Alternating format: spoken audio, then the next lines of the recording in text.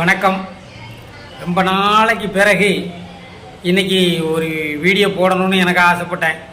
அதாவது இப்போ பத்திரிகையில் தான் வந்த செய்தி தான், நம்ம நேரில் போய் பார்க்கல. அந்த ஆம்ஸ்டாங் கொலை வழக்கில் முக்கிய குற்றவாளி திருவெங்கடத்தை என்கவுண்டர் போட்டிருக்காங்க. ரொம்ப வரவேற்கத்தக்கது. 11 அதில் சம்பந்தப்பட்ட அனைவரையும் என்கவுண்டர் போடணும், அதில் எந்த மாற்று கருத்து இல்லை. ஆனால் சரண்டரான ஒருத்தரை விசாரணைக்கு கூட்டிகிட்டு போகும்போது, அவர் பதுக்கி வச்சிருந்த ஆயுதத்தை பறிமுதல் செய்ய கூட்டிகிட்டு போகும்போது அவர் இயற்கை உபாதை கழிக்க போனாராம்.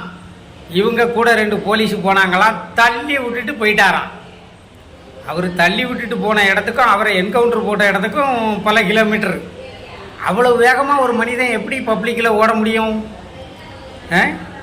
எங்கேயோ உதைக்க திருவெங்கடம் வாயை திறந்தா யாருக்கெல்லாம் பாதிப்பு வருமோ தெரியலையே, அதுக்குள்ளே வாயை அடைச்சிட்டாங்களே.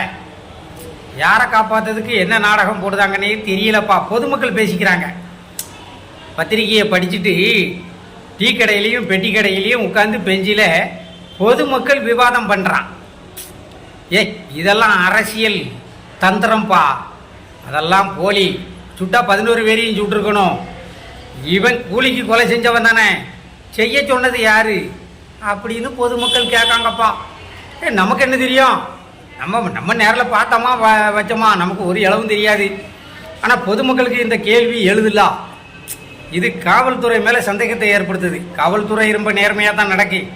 இன்னும் கொஞ்சம் காவல்துறைக்கு அதிகாரங்களை கொடுத்தா சட்டம் ஒழுங்கு ரொம்ப சிறப்பாக இருக்குங்கிறது என்னுடைய கருத்து.